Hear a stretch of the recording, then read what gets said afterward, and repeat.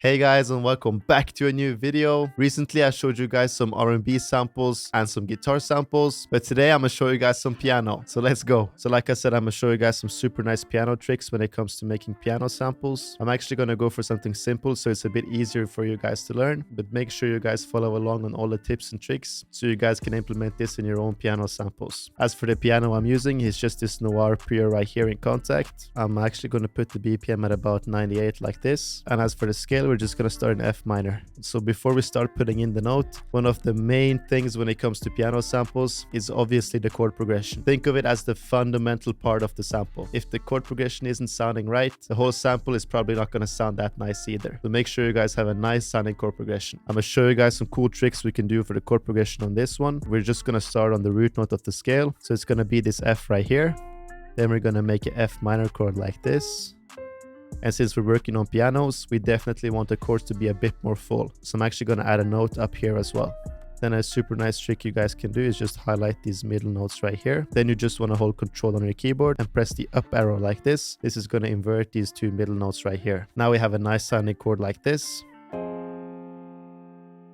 Now for the progression to sound nice, the second chord we're going to have right here is going to start on this D sharp right here. Then again, we just want to make a D sharp minor chord like this.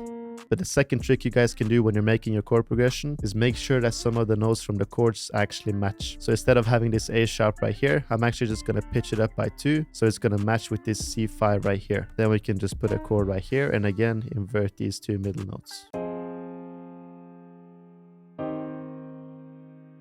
This is already starting to sound beautiful. So the next thing I'm going to do is actually just copy this one over. We're going to have the same chord playing. Then just copy this over again and pitch it down by 5 semitones.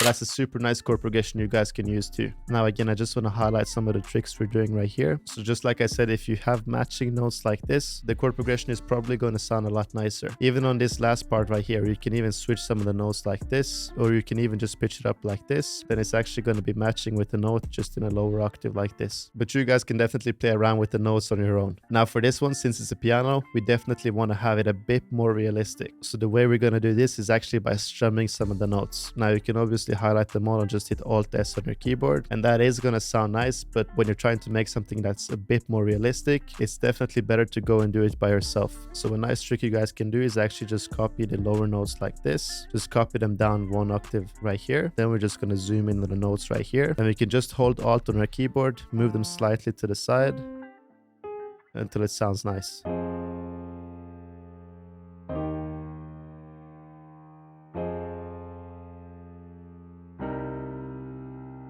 Now we can definitely add some filler notes just to have a bit more movement to the piano.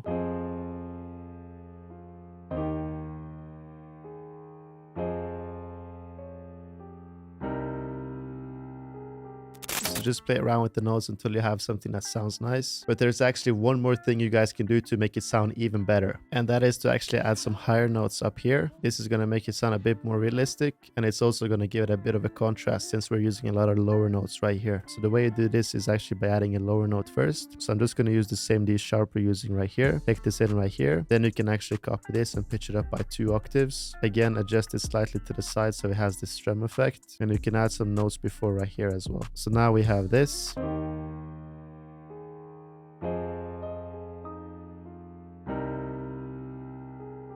The reason why this actually sounds amazing is because we're using the same chord from the first part right here, but we're just adjusting it slightly so it's still the same chord, but we're actually adding some notes and also some accents. So it's basically going to make it sound similar, but it still has a bit of a catchy feeling to it. So you can of course just do this throughout the whole sample as well.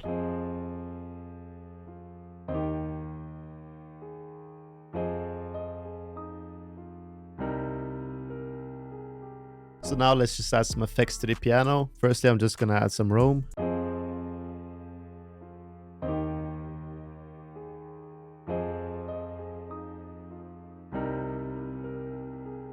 Then I also just want to add some RC20. This is pretty much just to give it a bit of a vintage feel as well. I'm gonna put the magnitude down a bit. About 25%, so it's not too much. On pianos, you also definitely want to add some saturation. So I'm just using this a bit of color preset right here. Then I'm also just going to use the imager to widen the sound a bit. And lastly, we're just going to use some EQ to cut out the frequencies we don't want.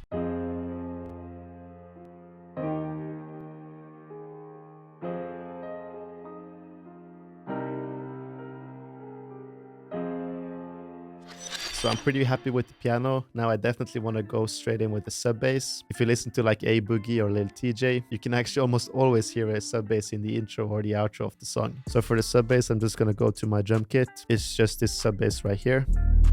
Of course, if you want to use the same sub bass, it's in my No Limit drum kit, the first link down below. Just turn off loop points, go to the wrench tool and hit cut self, hit D sharp as well, and then just make an envelope like this. Now it's actually super simple. Just put it on the root note of the piano.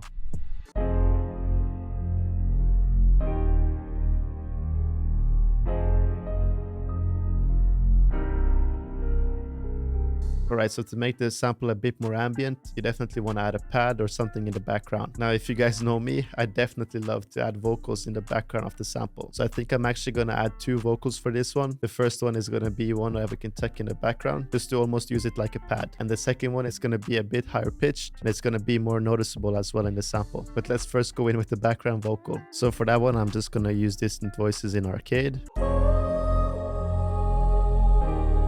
Maybe something like this.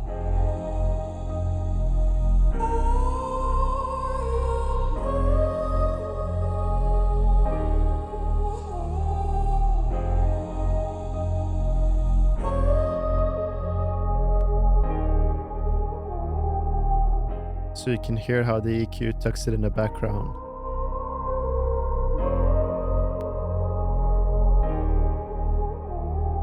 Now just turn down the volume on the vocal a bit, and it's literally gonna act almost like a pad.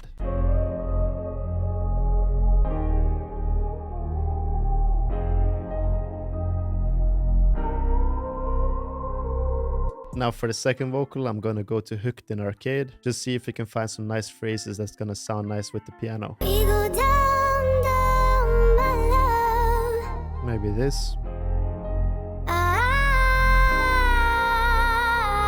This vocal sounds beautiful. We just need to add some processing and some effects to it. And it's gonna go perfectly with the piano. We're just gonna use this reverb right here, but I'm actually gonna go to this spacious vocal preset right here. Just turn the decay up a bit.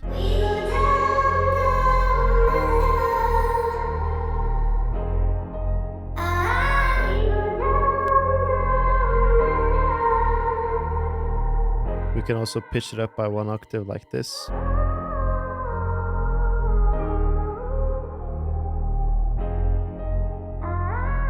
I think this is better.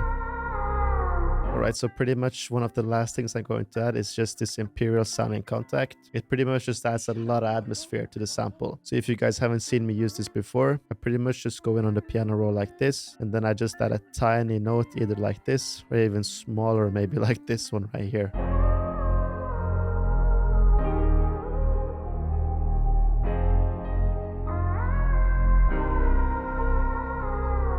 So if you guys are using it for the lower octaves, you can definitely stretch it out a bit more. But for the higher octaves right here, you can just use a tiny note, just something like this. So this right here is pretty much how the sample turned out.